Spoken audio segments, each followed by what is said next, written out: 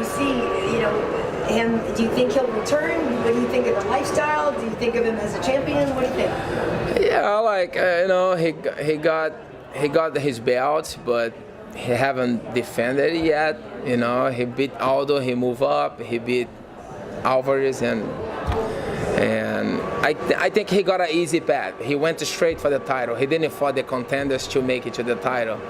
And but he's it's a guy that everybody wants to watch because of what he talks, and he got a fight with Mayweather. That's huge. And the fight, if that fight would happen 2 years ago, I'm sure he'll not be where he is right now. I'm sure about it. But I think that fight could be helping down the road. Once I get my second belt, I think he should try his third belt, maybe. Yeah, I'll be there. And you want to be Campayao, right? Champ. Is it good? Yeah. How much would that mean to you? Yeah, it means a lot for my, legacy, and be among the very few guys to have 2 belts. And it's just, a blessing, and I feel, in a great moment of my life, spiritually and mentally, and it's just time to go.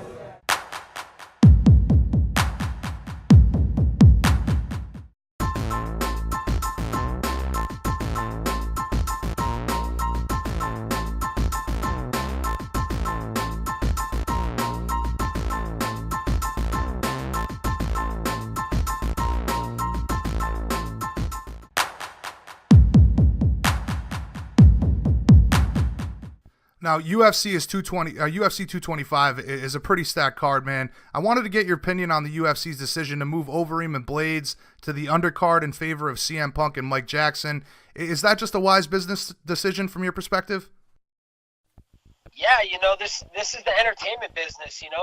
No one cares. I don't even know who the second guy is. I know who Alistair Overeem, but he's kind of coming to the end of his career. No disrespect to him, he's had a solid career, but he's over the hill now. And then whoever the other guy is, no one's ever heard of that guy before. So this is the entertainment and show business. We do what puts fans in seats and what gets the fans talking. And CM Punk's a draw. People want to see him fight.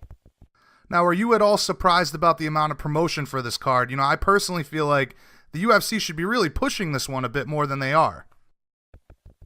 No, not really. I don't expect the UFC to do anything for me or any other fighters, man. I'm a self-promoter. I'm a self-marketer. I don't need the UFC to do my light work.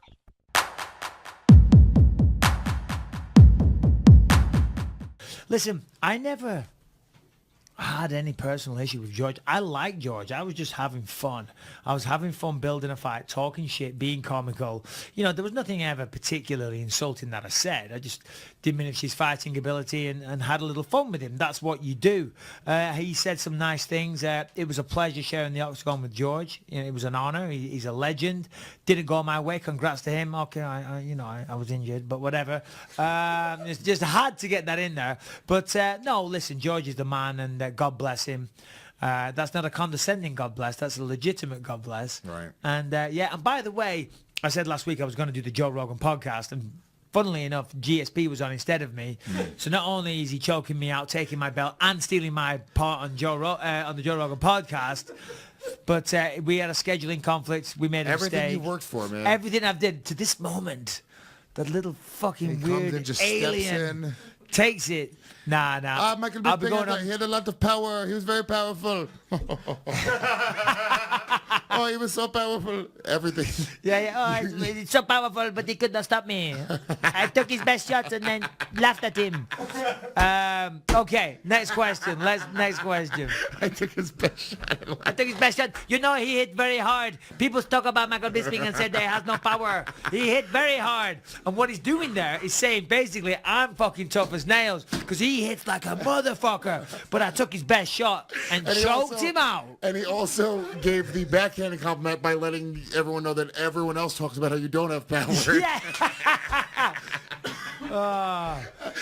Everybody says it's about Michael Bisping that he has no power. He has a little dick. Power, but he hit me pretty hard. Everyone that I know says Michael Bisping, he's a real pussy, He's got nothing. Whoa.